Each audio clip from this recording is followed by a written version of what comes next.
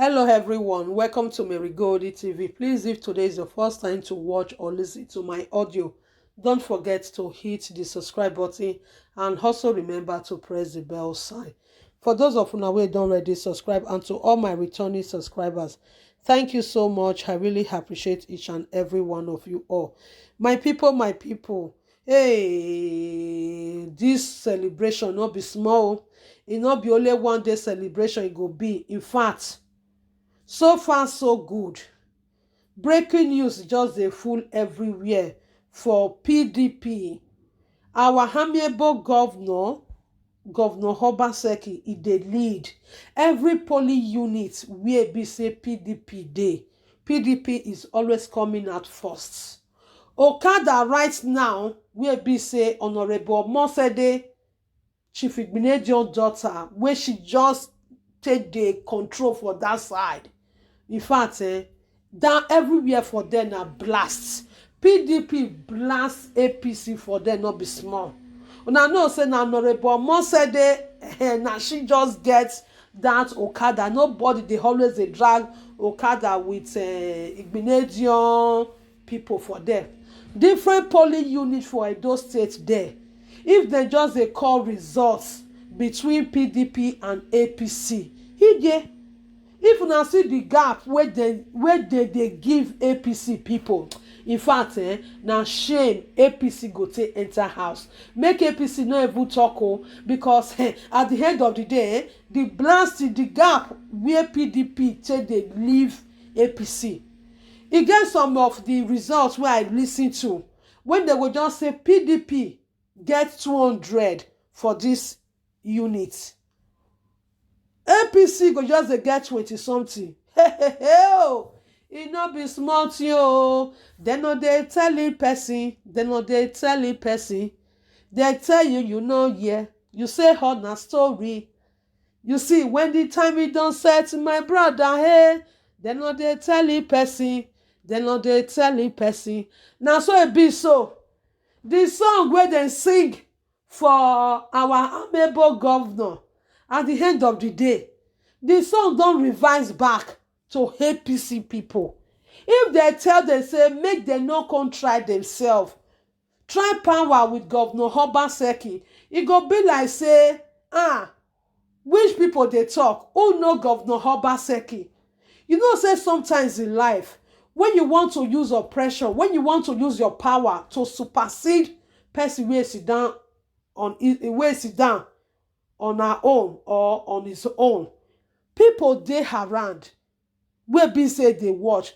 Because of wetin you dey do, you go come make other people wey no really get full attention for that person to really stand up for that person wey you want bully, for that person wey you want use oppression for. Na be wetin dey happen for Governor Obaseki. So many people wey be say they no really be part of Governor Obaseki, but right now many people stand solidly behind am. E dey lead for everywhere. Na clear the road, clear the table, na so e dey be. When they go dey count numbers, PDP numbers dey always dey go ahead. In fact, this shame and disgrace e too much for Adams Ali Oshiomhole people. E too much, no be here. The gap where PDP take gap APC, na the one wey be say Adams Ali Oshiomhole, all the money where he pump put for this election to make sure say maybe na the person wey he bring come na he go win for this election, na zero and dots.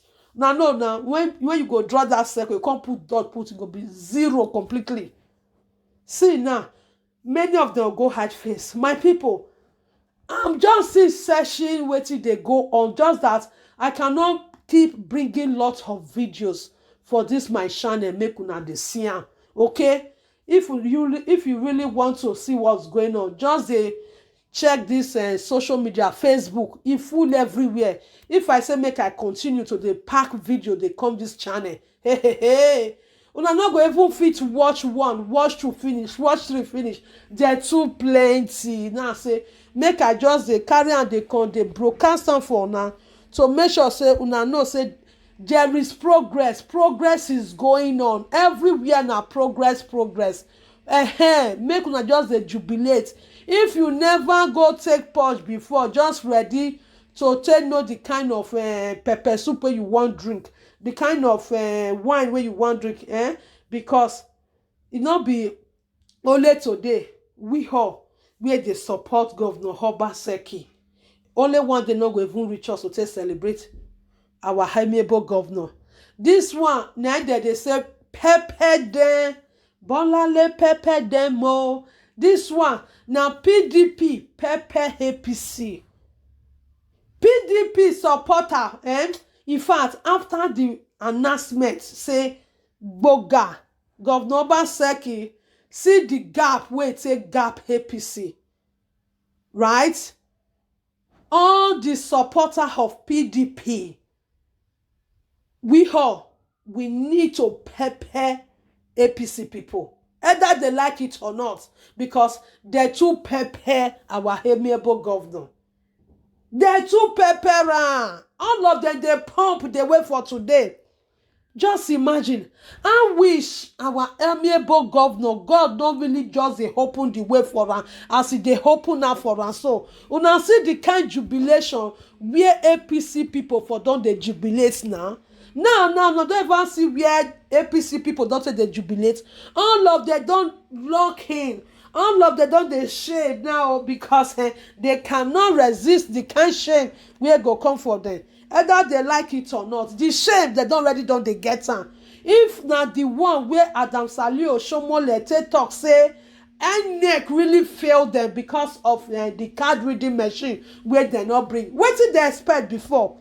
If you never listen to that one, I still drop the update here a few hours ago. Go listen to it and hear wetin Adams Ali Oshiomhole talk concerning wetin INEC do them. Una see, body don dey pepper them. PDP people, they go really pepper APC people. Take it or you leave it, because I just imagine my people. I just imagine say God, oh God, please, oh, you never let your children.